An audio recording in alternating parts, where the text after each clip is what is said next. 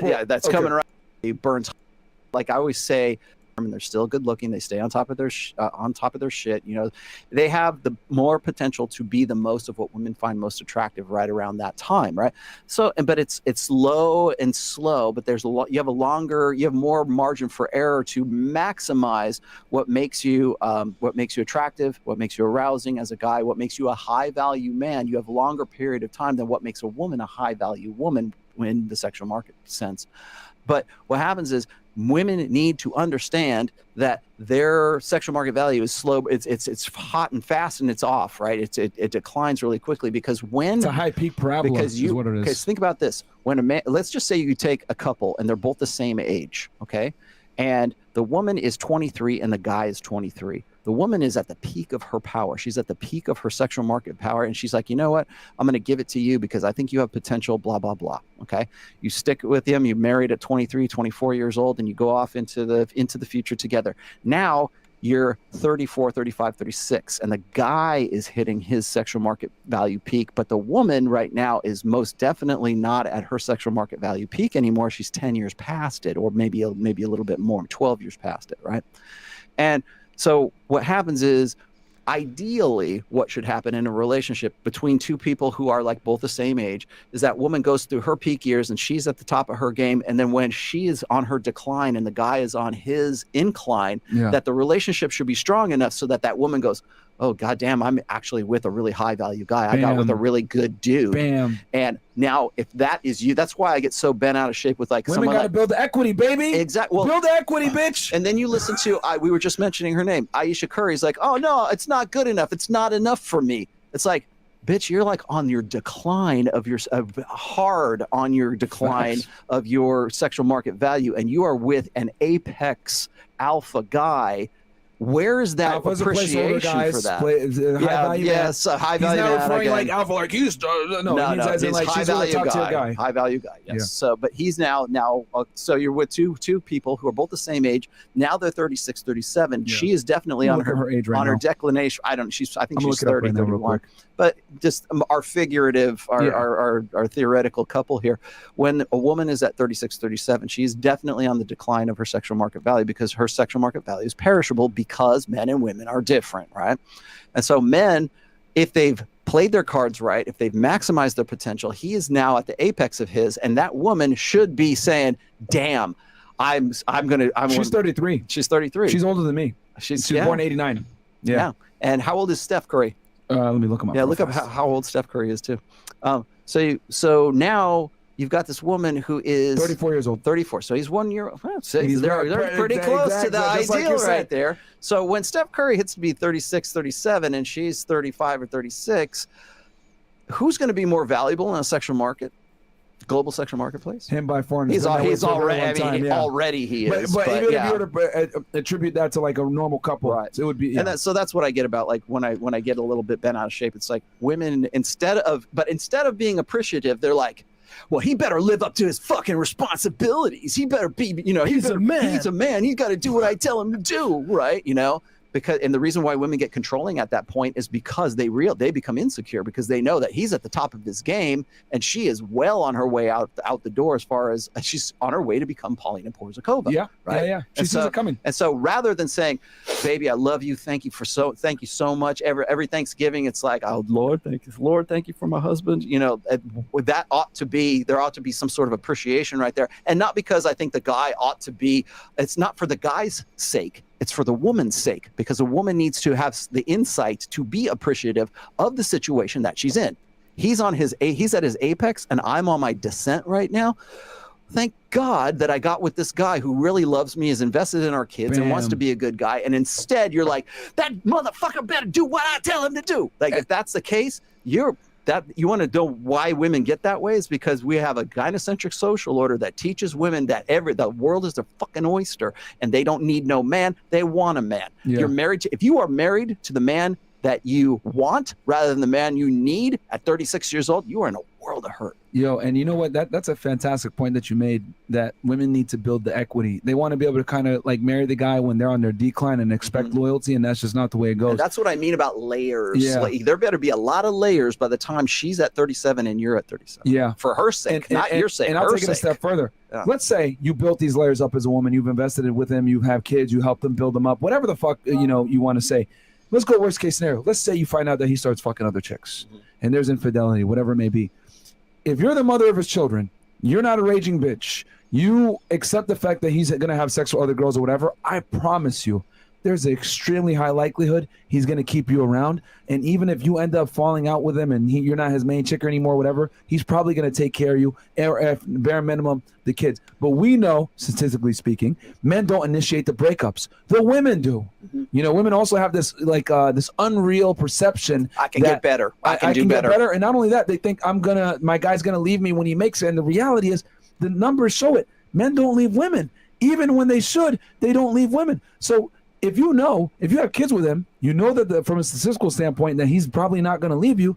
Just shut the fuck up and accept what you got. And if he goes out and fucks another chick, he's more than likely going to come back to you. Appreciate what you have. Appreciate those layers. Yeah. But you want to know why women are so scared when it comes to having a high value guy and him walking out?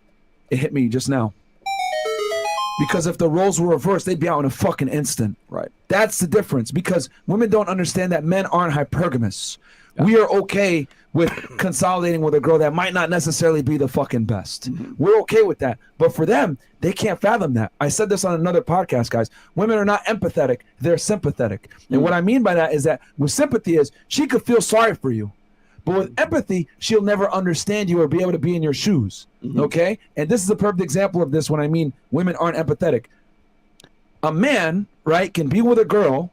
That girl, if he has enough investment with her beauty fades or whatever it may be, they have children together, whatever, he finds a better chick. He might not necessarily leave his girl high and dry for that better chick. He'll go have sex with that better chick or whatever, but more than likely he's going to come back to the main chick. He ain't going to break up with her. Men don't throw away good things a lot of the times or whatever. Unless you're a raging bitch and you're over here accusing them, not giving them peace or whatever. But the reason why women have such an insecure mindset when it comes to this is because if you were to reverse the roles, they would leave you in an instant. And what I've come to realize about a lot of modern day women is they look at the world and they look at life through a female lens at all times. Yes. They could never look at the world through a male lens and not understand that our concept of loyalty is way different than fucking theirs. If I fuck another bitch, it's not that serious. If you fuck another guy, it is that serious. And you're probably going to leave if you fuck another guy. But women don't get it that if I fuck another girl, I probably won't leave you for that other bitch because I have investment with you and I just want to have sex with other girls for recreational purposes only. It's not emotional. But women are not able to comprehend that we are different. However, men can. Why? Because any guy that is good with women needs to understand women. That's how you become good with women, because you need to be a step ahead of what the fuck they're doing. This is why I'm saying men have to be empathetic to be good with girls. Women don't have to be empathetic to be good with men. You know why men understand differences in sex better than women do is because women are communitarian and men tend to base things on hierarchies. I know if a guy is above me in the social strata. Ken McElroy has a lot of money and I'm like, damn, I could learn a lot from this guy, but from sitting right here, he's and financially speaking, he is way up here, and I go, I respect that. I can see that there's a difference between me and Ken. There's a difference between me and Robert Kiyosaki or George Gammon, right? I see those differences, and most men see those differences innately. Women think in terms of community. They are much more communitarian. It's the sisterhood uber alles. So they might still recognize those differences, like, oh, that bitch in the hot, red cocktail dress and the high heels and the hoop earrings, she's ovulating, so we're going to talk shit about her. They see that difference, but they would much rather have this be like society. When women organize societies, it's usually about communitarianism, socialism, egalitarianism. Oh, we're equal partners, right? The reason why you hear women say equal partners, not my husband, we're partners in this right now, and there's that sort of back and forth that they want to sort of have this idealized egalitarian equalism between them, is because the world that they live in is one where everybody, like men and women, ought to be equals, rather than men see, like when men see differences, we see differences between ourselves and between somebody who's lower than us or somebody who's higher than us. They don't. Yes. Yeah, and so we understand. But the thing is we live in a gynocentric society right now that says that What's good for the goose is good for the gander. That's why you always hear these women go, well, what about men? What about this? What about that? Like even in the abortion debate that we're having right now, they're like, well, it's, if men could keep it in their pants, that's an effort to say that we're all the same, that we bear an equal responsibility for abortion and for childbirth and everything else. That's what this want, but we do not. Because when that baby is inside that woman's uterus, I'm powerless at that point. It's all about you, not about me. And there's a qualifiable difference at that point. Okay. So when women say, I don't, when they, you just said a minute ago, they think that men think in terms of like hypergamy, like a minute ago. Yeah. The reason why they do that is because they don't have any other concept other than the fact that if we're equal, then you must also share the same understanding of hypergamy that I do, because we live in a female correct world. And if you don't have that, then there's something wrong with it. The current dating system. So yeah, we will do that. Yeah, that's coming right up, but right after this. As we've discussed several times over, hypergamy, for those of you who don't know, is the concept that women date across and up social hierarchy, never down, okay? And men date across and down, never up, okay? So women who make more money, women who are taller generally, women who have masculine attitudes, okay? Women who are boss bitches, boss babes, who have masculine mentalities. Men date down, not generally equal or especially up, okay? That's hypergamy. Hypergamy is women date across and down, never, or across and up, sorry, never down. So simps, right? This is why you see such a large amount of simps nowadays. These dudes who sit on Tinder all day and buy, for some God-known fucking reason, Tinder Plus and Bumble Plus and Meet Me Plus and ChristianSingles.com Plus and all these other apps. They're simps because they have the time to sit on these apps, to sit at home, to put effort into things that aren't going to reward them because they're simps, okay? And I have to preface this with, when we talk about beta and alpha, we're not talking about a group of people, okay? We're not talking about a disposition of people. We're talking about a mentality and a mindset. So I know these left-leaning cucks tend to get very upset when you mention words like alpha and beta. They don't like that very much because, you know, they know where they sit in the hierarchy of things. But I digress. So hypergamy is understanding that women date across and up, not down, and that men date across and down, not up. So what does that mean for sexual market value? That means that the older we get, the better we get. The older women get, the worse they get. Okay? And unfortunately, men and women aren't taught this, and especially in the last 20 years or so, I know most of my generation is well unaware of what hypergamy is. They are unaware of female nature. They are unaware that women behave the way that they behave and think the way they think, and this goes for women across the board. Okay? Unlike women in the U.S., who are very pompous and very masculine. Now, I do have to say this, too, before we go down that rabbit hole briefly. Men are looking elsewhere, specifically in the Philippines and Eastern Europe countries, for wives nowadays, dating. Okay, now that things like Tinder, and Meet Me and all these other ones have opened up. Before, where you were kind of confined to a society, confined to a group of people, a very local community, of course. I would never have met my good friend Death Touch. I never would have met my manager, or my manager on YouTube. Okay, never would have met her. I never would have met half the people I've met in my life had it not been for the disposition of technology. So technology has opened the doors, and especially for the dating market. So now that we've seen that door open, men are now looking elsewhere, like I said, specifically the Philippines, Asia, and then Eastern European countries, because women are just naturally more submissive. Does hypergamy exist in those women? Absolutely, of course. Of course, hypergamy exists in all women. You have to understand this. The difference, unfortunately, is that women in Eastern European countries and the Philippines is that they're more inclined to a conservative point of view in regards to knowing that their worth declines. Understanding that they have a mentality that is take care of my husband, take care of my family, versus the Western view of dating for women, which is, of course, I'm equal to a man, I'm better than a man. In fact, I don't even need a man, I want a man, right? The unfortunate part is that, I wouldn't even call it unfortunate, but you as a woman have no choice but to gamble. That's it. That's what dating is. Dating is defined in my terms is as the dating is the process of elimination in finding your spouse. Okay? To me, I don't know. Actually, we could probably look that up.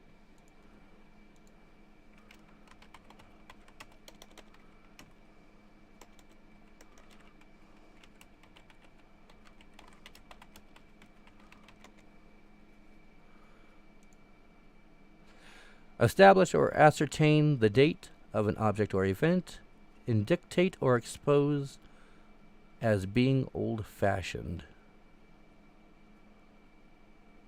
Okay, well, doesn't matter. At any rate, you need to understand that you have a certain disposition. As men, you have to have this mentality that you're, and again, no one's taught us this, and this is the unfortunate part. Men, I know God knows I wasn't aware of this. I spent a good chunk of my 20s dating. Wrong path of life. Wrong. Your 20s as a man should be spent getting laid, focusing on pussy. Sorry, not sorry. Focusing on your wealth, focusing on your intelligence, investing in stocks, getting a good paying job, that sort of thing. And the furthest thing from your mind should be dating. No, go get laid. Go get your pussy. Absolutely. Focus on yourself. Absolutely. That's what your 20s are supposed to be for. That way when you hit my age, now 32, 33, 34, you've had enough experience on the sheets, you've had enough experience with women that you now walking into an aspect of now I want to date and start a family and or settle down possibly. If you've done things the right way, now you walk into your 30s with not only income, not only with self-awareness, not only with maturity, but also with a high sexual market value because you're wealthy, you're intelligent, you're emotionally intelligent, and you have, of course, your experience with the ladies, right? In your 20s, you have nothing to offer women. Absolutely nothing. You have no home, you have no house, you have no job. Not really, anyways, right? Not unless you're dummy smart and got lucky in some kind of biochemistry bullshit, or the military right out of high school, right? But even then, like, your mindset should not be that. Whereas women, though, on the other hand, women on the other side of that coin have no choice but to focus on that, right? That's how women should be taught. My daughter is a perfect example of this. I have no choice but to raise her in regards to make sure. Well, that's a slippery slope. Don't pick a guy like Dad. Don't pick a player like Dad. But find a guy a little less feisty than Dad, right?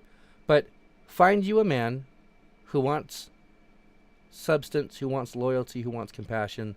Settle down with that guy and risk it, bank it. That's what you have to do. You have to understand what red flags are as a woman, right? Unfortunately, women aren't taught what red flags are in men, what losers look like, how to date correctly, that sort of thing, right? Women pick up dating habits from their parents, more specifically their fathers, right? At least biologically, right? So there's a lot of issues to be had, and there's a lot of solutions to be had with them. But to make a long story short, a part of your sexual market value is not only based in the aspect of hypergamy, but it's also based in your aspect of self-awareness and knowing where you are in life. These women, and then they run around and be hoes. They end up with none of it, and they end up depressed. And then they end up on Xanax to go to sleep. What the fuck is a female career? I don't know. But suppose that guy leaves her. Me personally, right? So I won't date a girl who's older than 25. And that's not even about... Bro, I won't. Bro, I'm 35 and I got more millions than my fucking age. I ain't playing games, right? So I get to choose what I fucking want. Yeah, And the reason, and I'll take me to the reason. Why won't you do it? Because people will say, "Oh, you're a pervert." Let me tell you the actual reason. It's nothing to do with the fact that she's more fertile and I could easily knock her up. It's nothing to do with the fact that even she's better looking, because there's some beautiful girls who are older. Yeah. But the younger a girl is, the less bullshit she's been through with men, and the softer she is as a person. The problem is, when you get a girl who's 30, how many dicks have been through her? And I'm not even worried about the dicks been through her. How many times has her heart been broken? How many times she had arguments that she's jaded? It's hard to get some genuine feminine softness out of a woman who's 30 and single. She's been through the fucking track.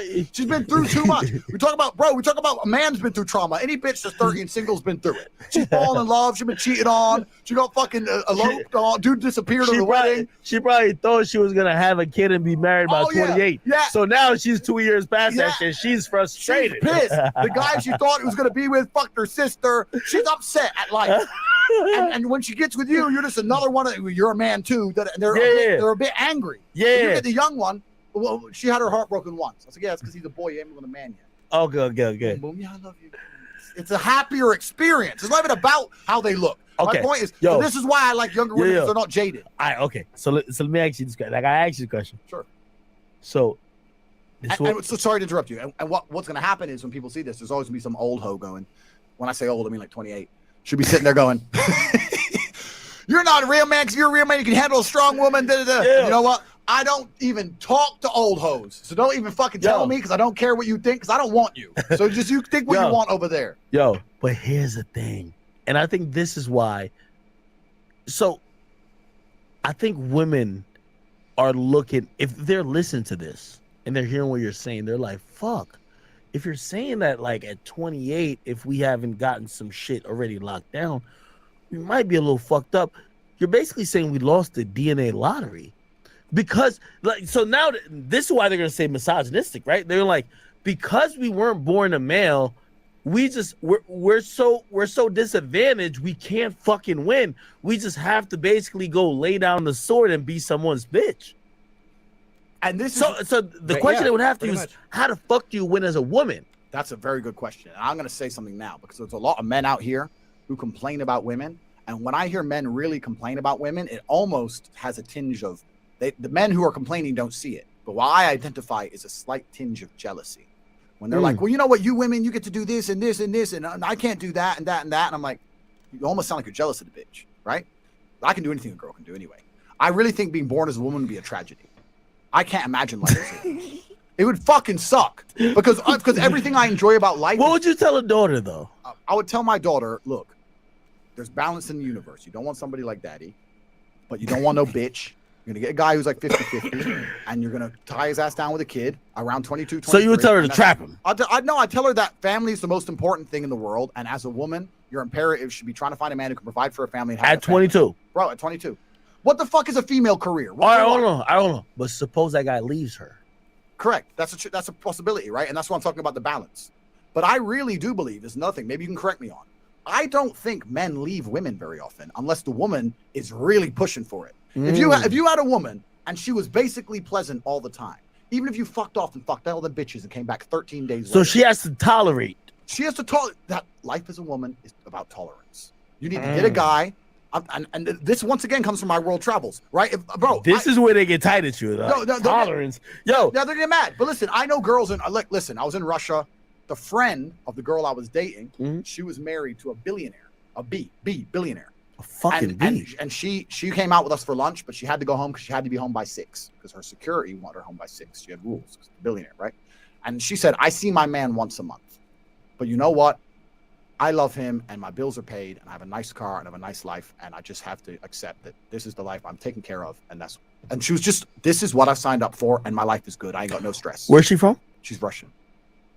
In America, it says you could have all that. Plus, you could do what the fuck you want. Yeah, and that's what they're trying to convince these women, and then they run around and be hoes. They end up with none of it, and they end up depressed. And then they end up on Xanax to go to sleep. And that's why, because it's true, bro. Nah, I'll be honest with you. You know, it's true. They're like, oh, I get to have a fucking rich man. I get to go out with my girls whenever I want. And no one tell me what to do. And I get to fuck everyone. And I get to have this best guy. And that dream world bullshit. You need to accept the reality. You need to some degree make an exchange. You have to accept and say, okay, There's pros and cons to each situation. But if I had a daughter, I would much rather her be in the situation of that Russian woman with a billionaire, taken care of, with family, at home, safe, than out here on the streets. Unfortunately, your money is irrelevant. So it's funny that he brings up that particular point of view, because growing up in America, actually, old for men, I mean, well, old for me growing up was like mid to late 30s, right? Growing up in the 90s, old for me was like fucking 30. Yeah, that was old for me. I remember growing up. And understanding, a part of understanding sexual market value is also a matter of biology, okay? Not just a matter of your self-importance, not just a matter of your self-awareness and your intelligence. But when women hit 30, 80, I believe it's 80%.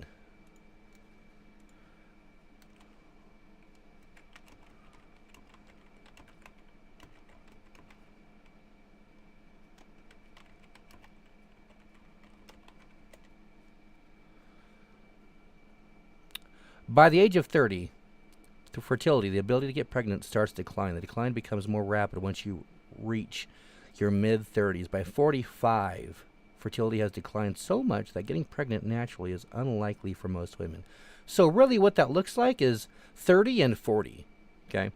By the time you're 30, you're done. By the time you're 30, you're done, for the most part. But 40 is it. That's your hard fucking stop, ladies, is 40, okay? So when you think about it, in a big long-term thing, of course, growing up in America, and I know I've heard this rhetoric from countless fucking people in my life, you could do whatever you want. You've got all the time in the world. There's no time frame to adhere to. Go find yourself. Go, that's the biggest one. Go find yourself. Go figure out who you are. All this, hoe shit. And women hit their 30s, and they hit that wall, and they go, oh, well, fuck. Now what? Right?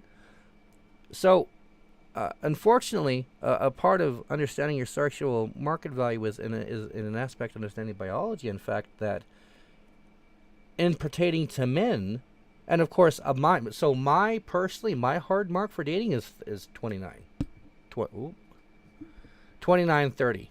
That's it. Like 20, usually 28, 29. I personally won't date anyone above 30. I'll fuck above 30, absolutely. Absolutely. But I'm not committing monogamous relationships to a woman over 30. I've reached that point in my life and understanding that as a man who wants more kids, as a man who wants family, as a man who does want more traditional roles intact for my children, for hopefully the more I can make, it's important for me, of course, with my already low chance at having kids as it is, that, of course, fertility is a big aspect to that. Not only, I've had, some health issues. My sperm count isn't the greatest.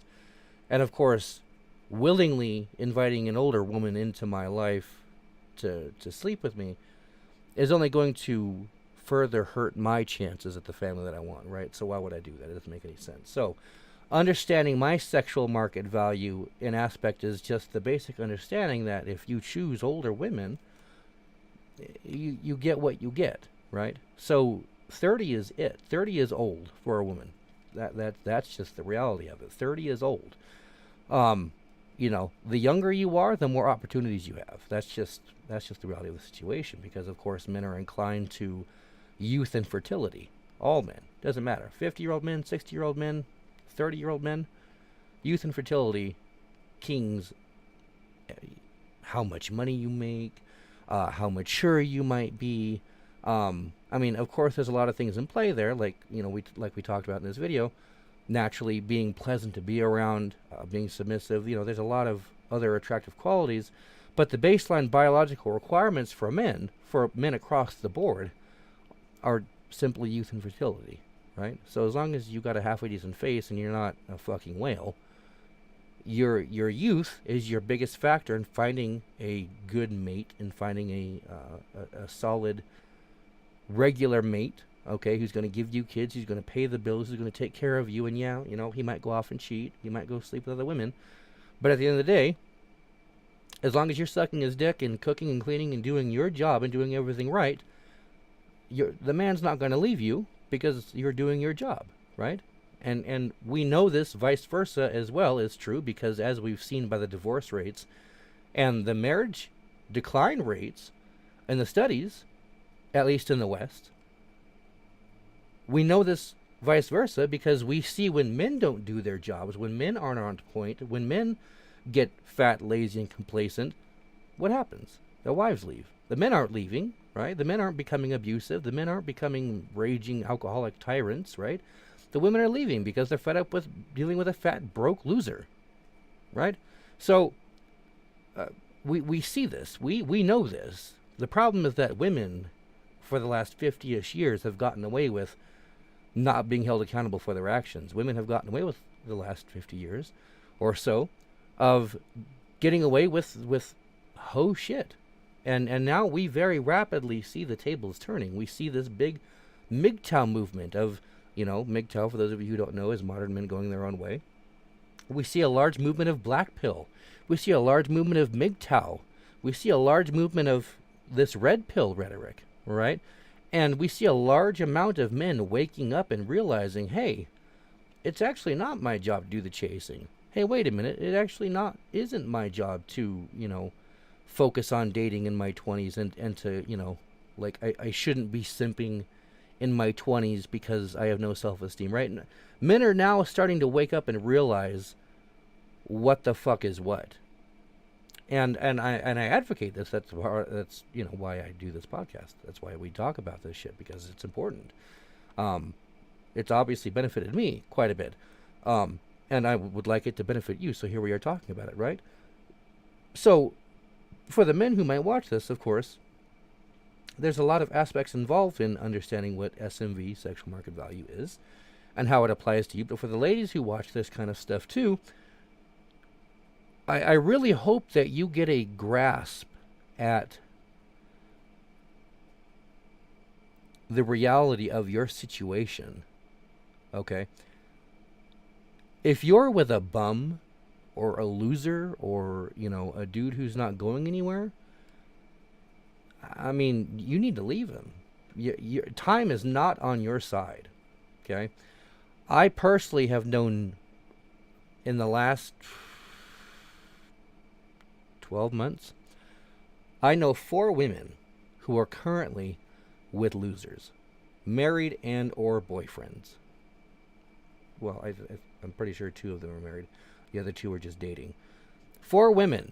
Gorgeous, by the way. Gorgeous women. I mean, I'd fuck them in a heartbeat, personally. Sorry, not sorry. Shh. Just let it happen. But you're stuck with these fucking idiots, these losers who aren't going anywhere, right? And the longer you stick with them, the more sex you give them, the more babies you give them, the more time you give them, the more they're going to take from you. And then when you do hit, you know, your late 20s, early 30s, you know, assuming you wake up anytime soon, you have no value left, right? Men like me, men like these men with any amount of self-esteem and dignity aren't going to give you the time of day, right? In fact, my good friend Death Touch, he won't deal with women with kids at all, for that matter. It doesn't matter how old you are. This man has a no child policy. If you got kids, he won't even give you the time of day. Won't do it. I'm not as strict as that, but there are many men, him included, who are in that camp.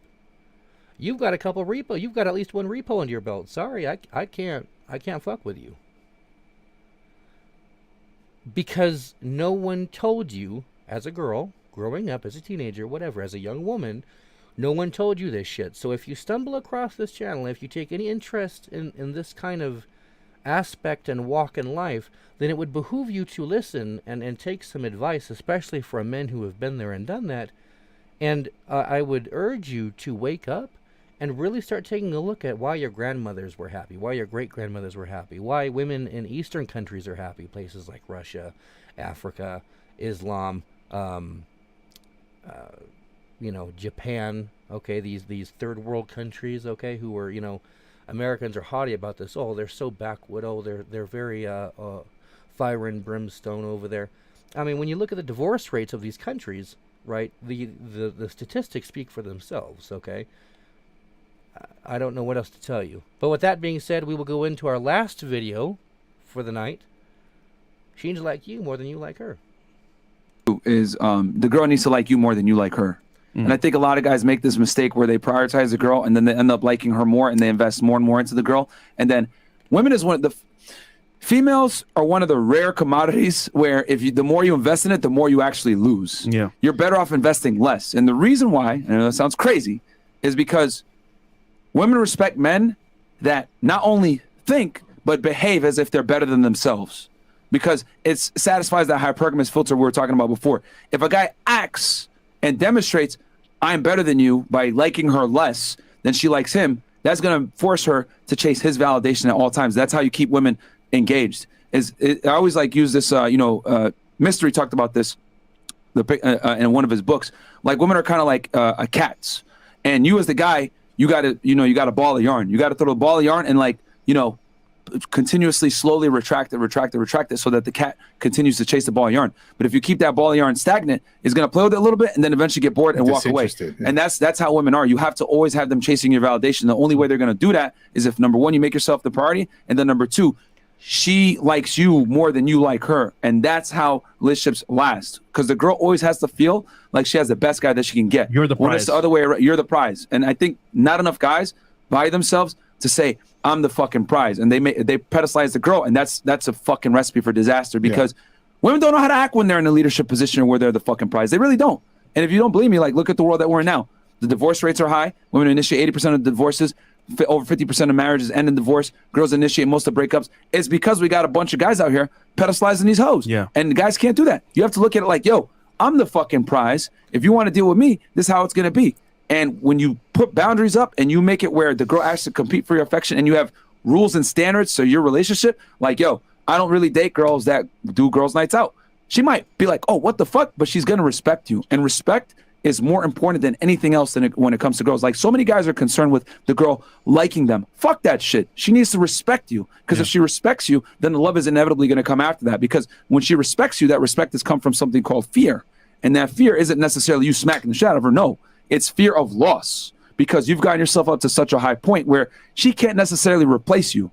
So that's why I tell guys all the time, your competence leads to accomplishments, which leads to confidence.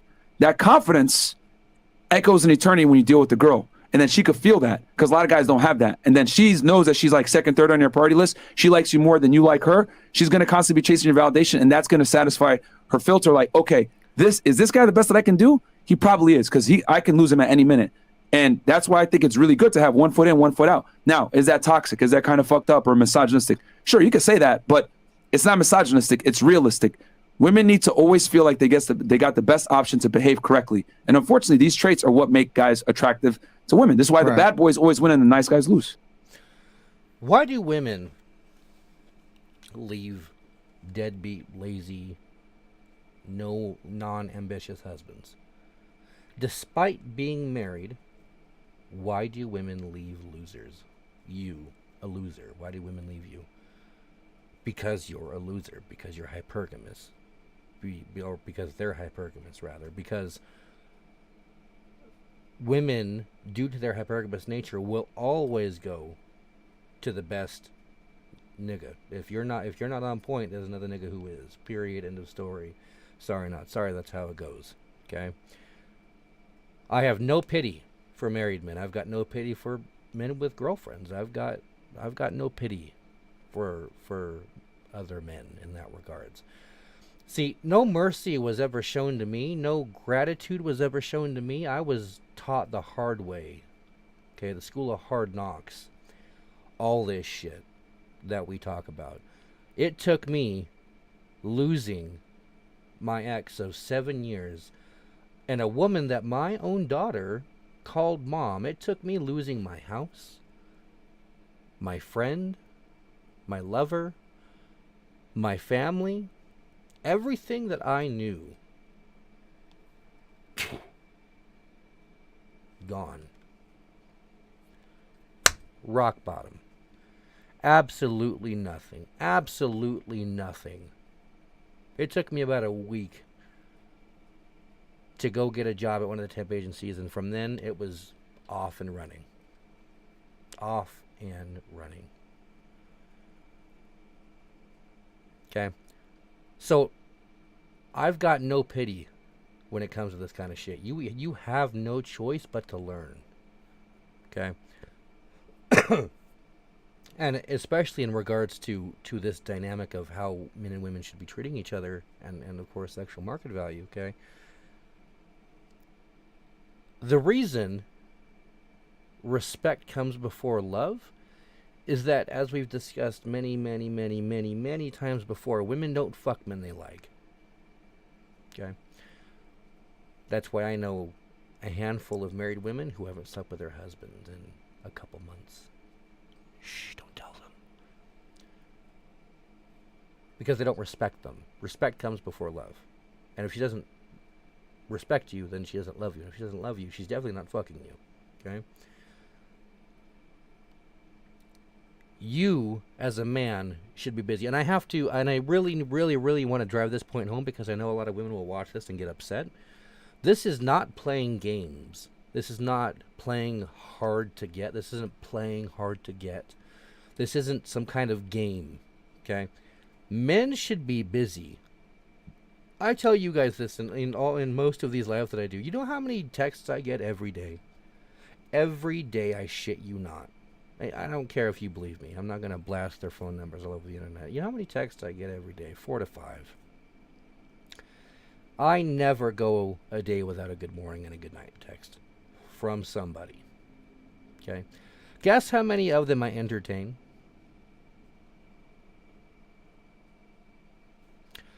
I get to you when I get to you. I'm busy. I have a full-time job. I got 2 jobs, in fact.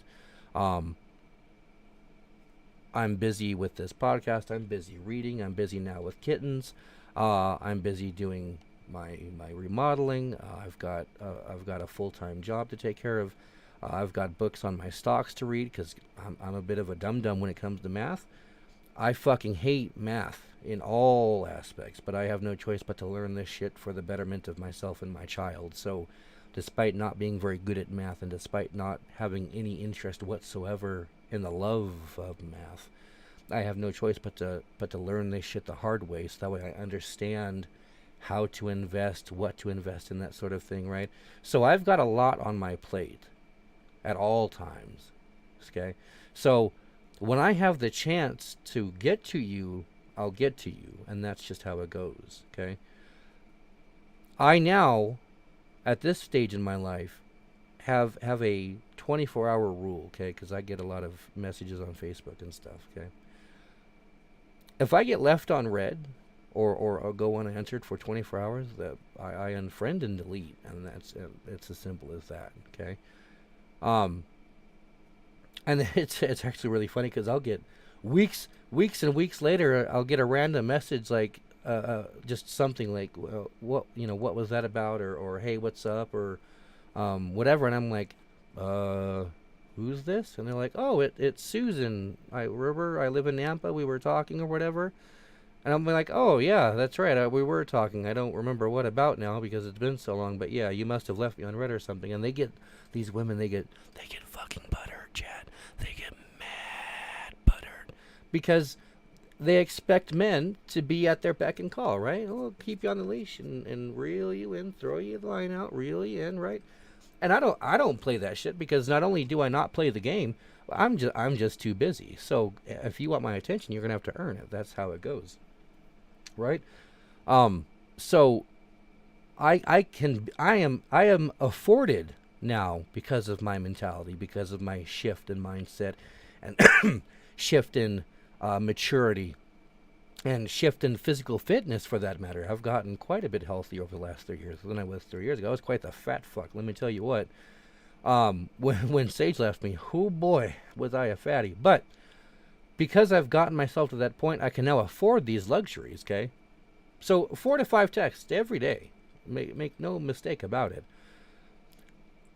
Beyond that, I've got anywhere between 20 and 30 orbiters is what I call, is the term that I use it as. And those orbiters are the types of women who hit you up at 11 o'clock at night with the whole, WYD, they only hit you up when it's convenient for them, that sort of thing, right? They like a post or two here on Facebook here and there. They like an Instagram photo here or there. And they really only, hit you up when it's really kind of convenient for them. So, like, they're definitely not regulars, but they're there, I guess. So I don't go without female attention. And I mean, like I've told you guys many times before, I can go, starting tonight, I can get laid every night for the next 2 weeks and never see the same vagina twice. I have that. I don't need it. In fact, we're getting closer and closer to the point of even not wanting it. And it's not that I don't want. I mean, I like sex. Daddy likes eating the kitty. Meow. Okay. I love my attention. Believe that. But whereas before it was a need of validation and a need for attention, now it's, as a man, when you start being busy, when you start being kept busy, when you start entertaining friends and people who are successful, who also want success and self-improvement, your mentality has no choice but to force a shift in you, because the people around you, and I speak from a man's perspective when I say this, men, we're competitive by nature, and like we discussed in one of these videos, as men, we understand hierarchy immediately. Men are born and bred biologically to know where they sit in the rung, okay? Back in Zug caveman days, okay, I see Death Touch IRL, and this dude's 6 foot, 300 pounds, looks pretty fucking Samoan, right? I know for a fact the sheer size of this man compared to my, scrawny-ish 5'11" ass. I know for a fact, on a level of physicality alone, if I had to put this dude to the test, he'd probably knock me the fuck out. So guess what? It's probably, and it's not being a bitch or a pussy. It's just knowing your rung in the ladder. Men are born this way. We know when we see each other, when we meet each other, when we interact with each other. Maybe not on a mental level. Maybe I'm a little bit smarter than this stupid Death Touch guy or whatever, right? Maybe I'm a bit more cunning than he is, right? But in the what's the word I'm looking for? In the primal aspect, okay. We understand where we sit, where we stand. I know better than to pick a fight with dude because, look, he's going to take me to the fucking cleaner, okay? Men know this, just like women know. Just like women know their place. Just like women know that they're on a clock. They're on a timer. So the unfortunate reality is that so many of us aren't taught this. And so here you are, watching this information, consuming this information, and I sincerely hope that you put it to use, because you're going to need it. Otherwise, you're going to be 30, hitting your wall as a woman and going, oh, well, what the fuck? How come no one's really interested in me or taking me seriously now?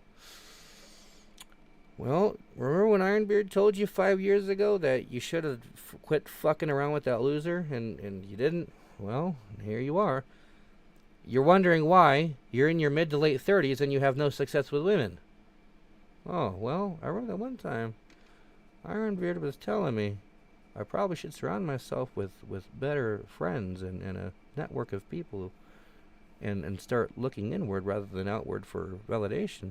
No. He's a fucking idiot. He don't know what he's talking about. Oh,